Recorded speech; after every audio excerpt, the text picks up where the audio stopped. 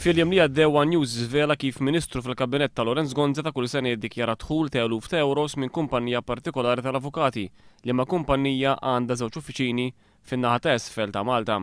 Imbagħad din l-istess kumpanija regolarment tingħata kuntratti ta' konsulenza mingħand il-Gvern. Nhar il-ġimgħa One News kien żvela li l-Ministru involut f'dan il-każ huwa Mario De Marco, il-Ministru responsabbli mit-Turiżmu. Il-kumpanija tal-avukati li fija involut dan il-Ministru hija Guido De Marco and Associates. Din il-kumpanija għandha uffiċini fil-Ħamrun u fil-Belt Valletta. De Marco għadu sal-lum jidher fuq il-website ta' din il-kumpanija bħala wieħed mill-avukati involut fiha.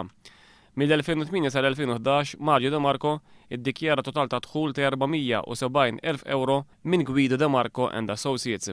Fl-istess ħin imbagħad din il-kumpanija fl-2009, fl-2010 u fl-2011 ingħatat kuntratti ta' konsulenza mingħand l-Aġenzija tal-Gvern Malta Enterprise. B'kollox għal dawn il-kuntratti ta' konsulenza, il-kumpanija li minn dikjarat dħul il-Ministru De Marco tħallset 21,800 euro. Bil-ħlas għal konsulenzi jiżdied sena wara oħra.